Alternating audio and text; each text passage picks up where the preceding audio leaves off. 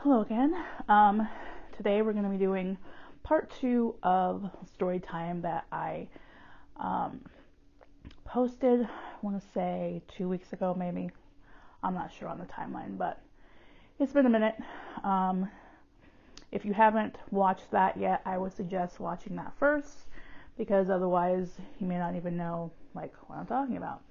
Anyway, let's go ahead and get this intro done with here and do the intro. Alright, welcome back. Like I was saying, if you haven't watched my other storytime video yet, I would suggest you watch that first. I will link that down below. My name is Brandy, and I am a former member of the Church of Jesus Christ of Latter-day Saints. In the first video, I kind of just touched on just a basic history of why I joined the church, what kind of set me in the direction of maybe it's time to leave, and kind of left off there. Just to kind of recap, the reason why I joined the church was because my mom had passed away in 2012, and the idea of, I guess belonging to a church and was a comfort at the time. But me and both my kids are part of the LGBTQ community. And I was closeting myself, and I was, willing to do that, but I was not willing to make my kids do that. So that's kind of why we started leaving. So I'm going to backtrack a little bit. There were other things that kind of should have been red flags, you know what I mean? First off, when the missionaries were doing their lessons with me, they told me that I shouldn't look up public information about the church, because chances are it wasn't going to paint the church in a good light. That should have been red flag number one. If the church has nothing to hide, they shouldn't be telling their missionaries to tell people not to look up things about it. And I did do it, and I didn't go into it too much, and if I had, maybe I wouldn't have joined, because the church history is just it's ridiculous. The founder was supposedly I want to say 14, 15, when he supposedly had a vision of God and Jesus telling him that it was his job to restore the true church, that the church had gone astray, that the church that Jesus Christ had set up on earth when he was alive was no longer active. So Mormons, or LDS members, believe that their church is the one true church, and that what their beliefs are the only beliefs that matter, or that are true in God's eyes. Which I guess a lot of religions believe that. So, it's not like they're alone in that. But Joseph Smith, for one thing, he was young. For two, the details surrounding his finding what are referred to as the gold plates that contained the Book of Mormon, it's sketchy. I'm not going to go into full details, but I will link down below. There's some information that if you want to read in detail on Joseph Smith, I will link some things down below that you can check out. I myself have not even dived too deep into it, because there's one book I want to read, but I can't find it for a reasonable price. I searched on Amazon, I think it was almost $40 for the book, and I'm I don't know if I want to spend that on this, and my local library didn't have it, so hopefully eventually I'll be able to read it, but yeah.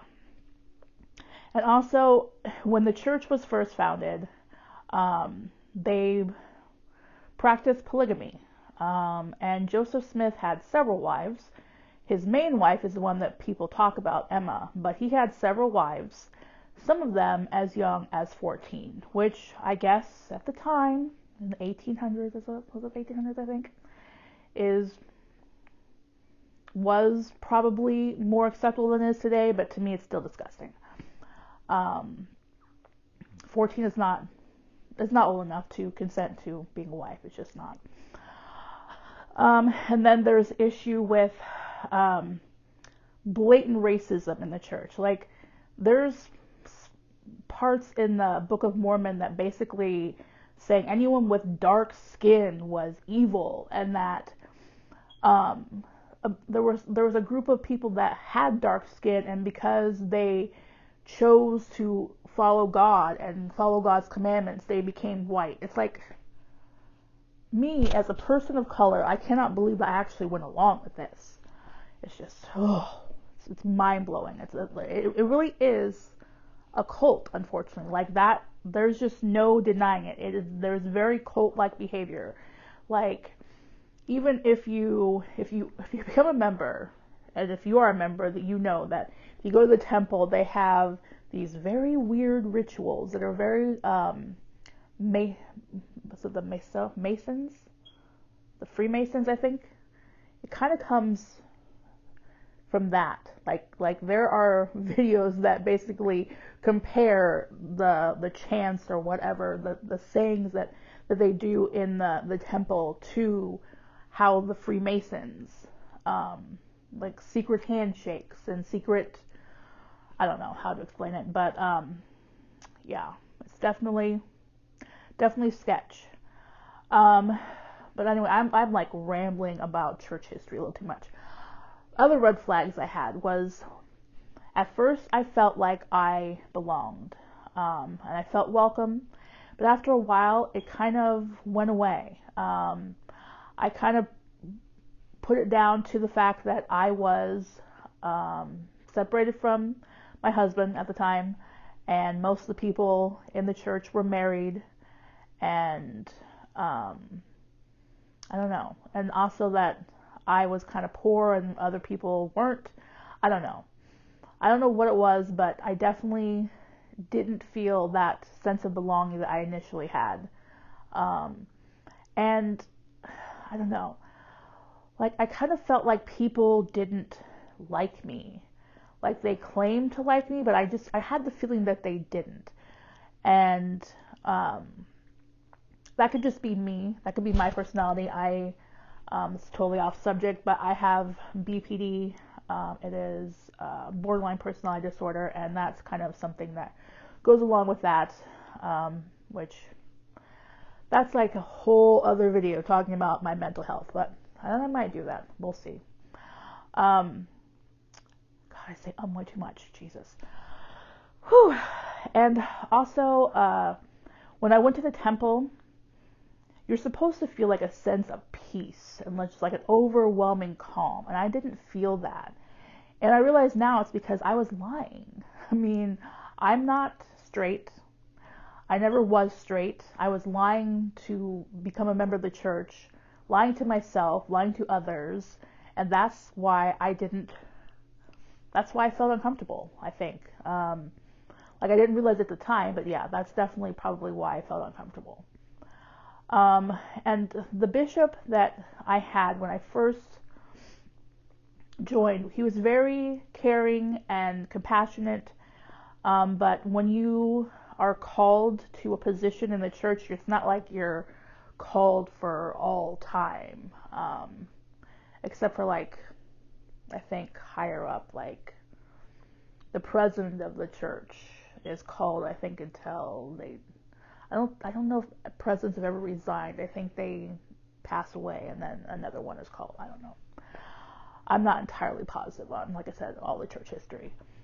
But then there was another bishop that came, that was called, that he definitely did not like me. Like he barely could contain his disdain for me. And he was of the mind that, like I said, if you watched some other videos, I am not very well off financially, and I haven't been for pretty much ever. And I went through some really rough times while I was a member of the church, where my electricity was turned off in the middle of summer. He refused to help. He's like, oh well, you and your kids can suffer in the 90 to 100 degree weather with no electricity. We're not going to help you anymore. Because they had helped me in the past. They're like, you need to be self-sufficient and you need to find yourself a job regardless of the fact that you're disabled. He didn't believe I was disabled. He's like, my mom suffered from the same type of things that you did, and she worked all her life. I'm like, well, that's good for her. Kudos to your mother, but you can't compare one case of fibromyalgia to another case of fibromyalgia. If you know one person with fibromyalgia, you know one person with fibromyalgia. That's basically what it's like. Everybody's different. Everybody's symptoms are different. You can't just say, oh, well, this person can do this, so that means you can do that. Nope, sorry, that's not how it works. That's not how disability works. You know what I mean? People are disabled in different ways and different severities. So, anyway, that's just a whole other issue. But, yeah, I stopped going for a while, even before I stopped going altogether because of that bishop, because of the way that he treated me and my family. And then I, at one point, became homeless. And so I moved out of the ward I was in. Yeah. Churches are called like wards or branches. Is that the other word? I forget. Anyway. So I moved out of the district or whatever that I was in. And that bishop had the same type of attitude that the one that I had just left had. Like, we're not going to help you. He helped me with like, what was it? Toiletries and things like that, because I couldn't bring a lot of things with me to the homeless shelter that I was staying at. But even then, he was like, well, I'll help you this one time. It's like, how much need do you have to have? I am literally homeless. I am literally in a homeless shelter, yet that doesn't qualify me for any help.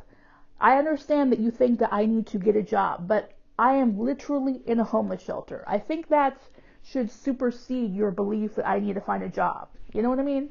But whatever.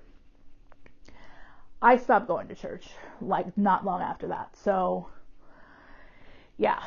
Like I said, my oldest daughter, in my first video, I'm not going back and forth here. She developed a crush on a girl from church, and so she didn't want to go anymore. And I'm like, you know what? She's right. We shouldn't be going to a church that's going to look down on us for being gay, for one. For two, basically saying, okay, you could be at your rock bottom, lowest point, but fuck you, we're not going to help you. To me, that's not, I mean, yes, I understand. I understand. Yes, they had helped me in the past, and they didn't want to help me anymore, but I think it should be circumstantial. If it's rock bottom type thing where my electric's off in the middle of summer, or rock bottom in the fact that I'm fucking homeless, to me, anyway, that should change your mind about things just a little bit, but apparently not.